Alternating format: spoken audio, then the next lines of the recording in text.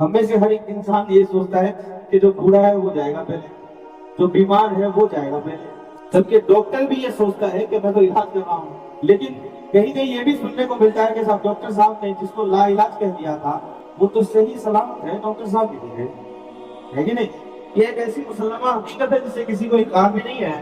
کوئی مرنا چاہتا ہے کیا؟ وہ کچھ عاشق قسم کے لوگ ہوتے ہیں، اس کا ادھورا رہ جائے تو موت کی تمنا کر دیتے ہیں، لیکن وہ بھی ان کی تمنا اس وقت تک رہتی ہے جب تک عشق کا بھوت جب تک سر پہ چڑھا رہتا ہے۔ ہر انسان چاہتا ہے کہ اسے زندگی ملے، لمبی زندگی ملے۔ کوئی چاہتا ہے کہ مجھے لمبی زندگی اس لیے ملے تاکہ میں اللہ کی عبادت زیادہ کر سکوں، نیک اعمال لے کر حاضر ہو سکوں۔ کوئی سوچتا ہے لمبی زندگی اس لیے ملے تاکہ دنیا کو زیادہ انجوائے کر سکوں۔ کوئی سوچتا ہے لمبی زندگی اس لیے ملے تاکہ دولت جو جمع کی ہے اس دولت میں کچھ فائدہ اٹھا سکوں۔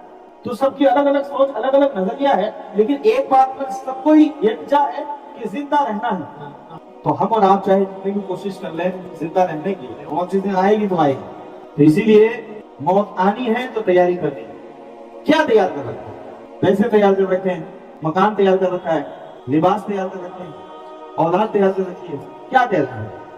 آپ نے جو تیاری کر رکھی ہے، تو سرمایہ آپ کے پاس موجود ہے، وہ سرمایہ آپ کو نفع پہنچائے گا کیا؟ یہ تو وہ محنت ہے جس سے ملنے والی نعمت کے بارے میں پتہ نہیں ہے کہ اس کو استعمال کر بھی سکوں یا نہیں۔ پورے دن آپ کام کیجئے، لاکھ روپے جمع کر لیجئے، لیکن کیا گارنٹی ہے کہ وہ لاکھ آپ کل خرچ کر پاؤ گے؟ لیکن ہاں اس بات کی ضرور گارنٹی ہے کہ اگر 2 رکعت اللہ کی بارگاہ میں جھک کر نماز ادا کرو گے تو یہ نماز قبر کے اندر بھی کام آئے گی، قیامت کے دن بھی کام آئے گی۔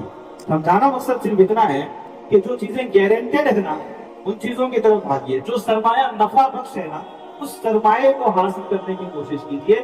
دنیا جیت کر انسان سب کچھ حاصل، لیکن آخرت اگر جیت لی نا تو یوں سمجھیے کہ آپ نے سب کچھ جیت لیا۔ تو ہم ایسے سرمایہ کے پیچھے پڑے ہیں جو نفع بخش نہیں۔ نفع بخش کیا ہے؟ نفع بخش نے کیا اعمال خیر ہے۔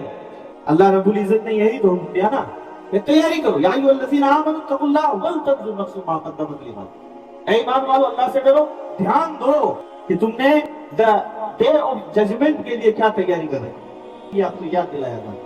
لیکن سب سے پہلے کیا کہا جا رہا ہے کہ اتقوا اللہ، اللہ سے ڈرو۔ اللہ سے ڈرنے کے بعد یہ ساری چیزیں حاصل ہوتی ہیں۔ نماز ہے، روزہ ہے، حج ہے، زکوٰۃ ہے، عبادات ہے، نیکیاں ہیں، غریب کی مدد کرنا ہے، محتاج کا ہاتھ تھامنا ہے، یتیموں کے سر پر ہاتھ رکھنا ہے۔ یہ سب چیزیں ایویں ہی نہیں آ جاتی، کیونکہ انسانی جو خواہشات ہے نا وہ ان چیزوں کی طرف جاتی ہی نہیں۔ موت کب یاد آتی ہے؟ جب ایسی محفلوں میں بیٹھتے ہیں۔ اللہ کب یاد آتا ہے؟ جب جمعہ کے دن نماز پڑھتے ہیں۔